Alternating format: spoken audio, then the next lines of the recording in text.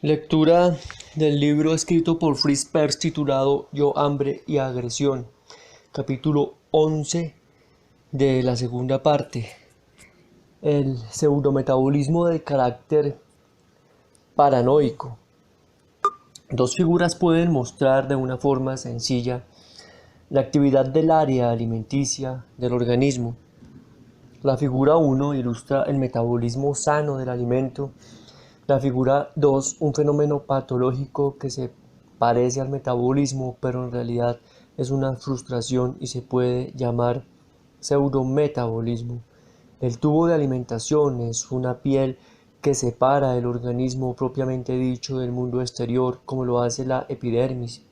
Mientras el alimento está dentro del tubo y no ha penetrado por sus paredes, está aún aislado del organismo. En cierto sentido, sigue siendo parte del mundo exterior, lo mismo que el oxígeno en los pulmones antes de ser absorbido a través de los alveolos. Tanto el oxígeno como el alimento llega a ser parte del organismo tan solo después de haber sido absorbidos. Sin una preparación apropiada, masticación, etc., el alimento no llega a ser absorbible. Las personas que no mastican en forma apropiada tal vez descubran trozos duros de comida, bayas y objetos similares en su defecación.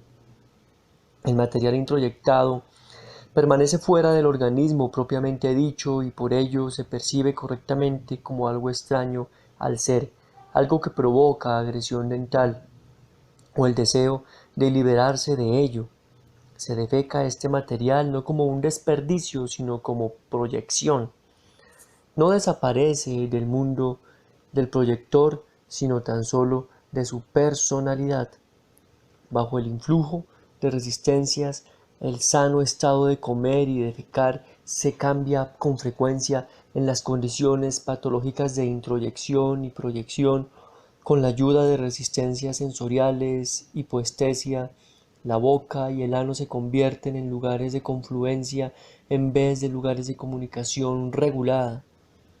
La primera vez que descubrí casos en los que el paciente no aceptaba, sino que proyectaba el material liberado por el psicoanálisis del inconsciente, traté de descifrar cómo este material podía zafarse sin contacto del ego, sin que el paciente se diera cuenta de este proceso. Encontré la solución en la identidad estructural de los procesos físicos y mentales. En todos estos casos se da una anestesia, una frigidez del ano. De esta forma, el material analítico, lo mismo que las heces, no se filtran, en la terminología de Ferrer, a través de las fronteras del ego o de una forma que yo prefiero. El ego no existe, no funciona. Como se da confluencia entre el organismo y el mundo, no se advierte qué partes de la personalidad abandonan el sistema. Un resultado de la anestesia, que a veces se extiende mucho más allá del recto, es que el sentimiento del impulso para defecar se reduce considerablemente, inseguridad que se manifiesta la mayor parte de las veces en un estrechamiento permanente del músculo constrictor del ano y en estreñimiento crónico. El control de la defecación no está funcionando biológicamente por seguridad. El ano está cerrado rígidamente. La defecación es forzada y con frecuencia se genera hemorroides.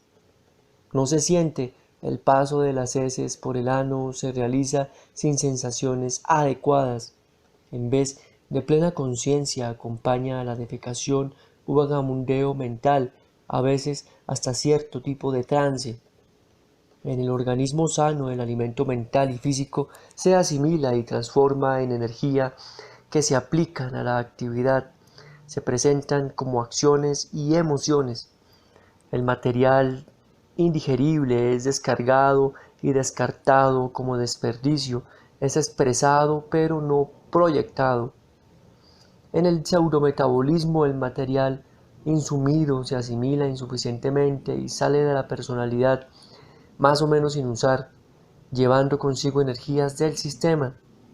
Estas se escapan sin haber realizado su tarea en el organismo.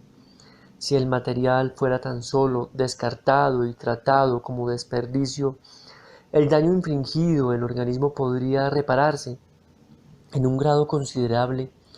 Podría compensarse la pérdida acrecentando la cantidad de alimento. Un introyector es voraz y cierta cantidad del alimento tragado siempre encontrará un camino para llegar a los tejidos a pesar de la falta de destrucción anal. Sin embargo, parece que el mismo grado en que el poderoso instinto digestivo permanece no gratificado, el organismo anhela recuperar su propia sustancia. De una forma primitiva nos encontramos con tendencia en la perversión de la coprofagia y en un nivel más elevado en la agresividad del paranoico contra sus proyecciones. Para comprender la patología del pseudometabolismo, en especial de la tendencia paradójica del carácter paranoico, ser hostil y al mismo tiempo estar fascinado por sus proyecciones, hay que recalcar el papel de la repugnancia reprimida juega en el proceso. La introyección es idéntica al alimento que pasa demasiado apresuradamente por la zona oral. Se paladeará cierto alimento, provocaría repugnancia y vómitos. Para evitar esto, se traga rápidamente y se reprime la repugnancia. El resultado es una anestesia oral general y exactamente como en el ano, se crea un lugar de confluencia. Durante largo tiempo la medicina ha conocido esta anestesia oral como un síntoma histérico. Una vez que se silencia el sensor, el gusto y la sensación de la comida, no queda mucho poder de discriminación. Físicamente, el alimento, lo mismo que mentalmente, el conocimiento, todo se traga en forma indiscriminada. Con esta falta de diferenciación va la falta de concentración, vagabundeo mental y otros síntomas neuróticos. Si consideramos los recuerdos reprimidos como acumulación de trozos no digeridos, vemos de formas de liberarnos de ellos, la asimilación o la eyección. Para que se asimile el material debe ser remasticado y para ser remasticado hay que hacerlo subir. La repugnancia es el componente emocional del vómito. Si no se hace subir, repetir, el material no digerido va hacia la dirección opuesta. Se expele.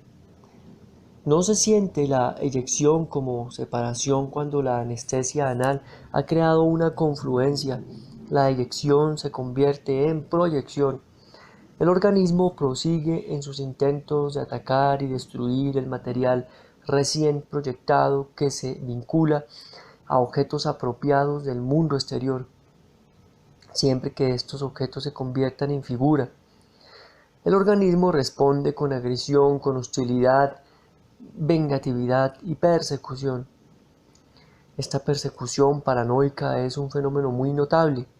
Constituye un intento por establecer la frontera del ego que no existía en el momento de la proyección, pero el intento está condenado al fracaso, ya que el paranoico quiere atacar y tratar como material exterior aquello que en realidad es parte de él mismo. No puede dejar en paz lo proyectado, porque su agresión fundamentalmente es alimenticia. Sin embargo, como no se aplica esta agresión como agresión dental, la destrucción no tiene éxito y conduce tan solo a la introyección. La situación digestiva y redigestiva sigue todavía sin terminar, se incorpora al enemigo, pero no se le asimila y más tarde se le proyecta de nuevo y es experimentado como el perseguidor, y así una y otra vez. La anestesia, tanto de la boca como del ano, produce una falta de conciencia. Sentir el alimento, percibir el sabor y su estructura, y sentir la defecación han dejado de ser funciones del ego. Como el material no asimilado no es simplemente arrojado y descartado, sino proyectado al mundo, cada vez contiene más material anteriormente proyectado, que de nuevo permanece digerido en forma incompleta, se inicia y establece un círculo vicioso en el carácter paranoide y al perder gradualmente contacto con el mundo real, llega a aislarse de sus contornos. Vive en un mundo imaginario, de ordinario es inconsciente de ello, ya que, debido al fracaso de la boca y del ano para regular la comunicación, permanece en confluencia con el mundo proyectado al que confunde con el real. El siguiente ejemplo puede aclarar el desarrollo del ciclo proyección-introyección. Un muchacho admira a un gran jugador de fútbol. Se ridiculiza su entusiasmo, por eso lo suprime y proyecta su admiración sobre su hermana, imaginando que ella es admiradora del héroe. Más tarde introyecta al héroe y quiere ser el mismo admirado. Para conseguir esta admiración, alardea, haciendo el payaso y poniendo en juego el resto de su repertorio infantil. En vez de conseguir admiración, su hermana lo reprende y se ríe de él. El niño se hace tímido y tiene sueños diurnos secretos de ser un deportista sobresaliente. Está ahora en camino de llegar a ser un neurótico, pero todavía no es paranoico. No obstante, esto puede suceder si al mismo tiempo lamenta, envidia, los éxitos de su héroe anterior que, en su imaginación, ha llegado a ser su competidor. Si entonces proyecta la envidia y por ello experimenta la creencia de que el mundo envidia sus méritos fantaseados, crea un muro entre él mismo y su medio ambiente. Se hace silencioso y reservado o a su vez irritable y explosivo. Ya están puestos los fundamentos de un carácter paranoico, tal vez hasta de una futura paranoia. Intencionalmente he simplificado mucho el metabolismo paranoico. Hay muchos más ámbitos por medio de los cuales las introyecciones y proyecciones penetran y abandonan el organismo, pero la frecuencia con que se descubren alteraciones de alimentación vinculadas a síntomas paranoides es tan obvia que uno se siente justificado al tomar el pseudometabolismo como un síntoma primario. En la esfera sexual, descubrimos entre otros síntomas los celos y el voyeurismo. Un joven era demasiado tímido para tener relaciones sexuales con su prometida, pero proyectaba sus ideas en un amigo y llegó a tener celos de él. Fue fácil demostrarle que visualizaba exactamente lo que no podía expresar como su propio deseo. Una reidentificación aclaró rápidamente la situación. Esto no fue tan fácil con otro paciente. Aquí el proceso se había desarrollado más. Este hombre estaba casado y después de proyección había introyectado a su imaginado competidor. Se comportaba en el acto sexual como si él fuera el otro hombre, al no estar en acuerdo completo con sus necesidades biológicas, sino por concentrarse más bien en realizar una imitación de su amigo. El contacto con su esposa era insuficiente, el acto era insatisfactorio y fundamentalmente no terminaba. Esto acrecentó el círculo vicioso de introyecciones y proyecciones. En otro caso, una sensación insuficiente del pene creó confluencia. En este caso se había proyectado el pene en la mujer y se inició una búsqueda de toda la vida de una mujer con pene.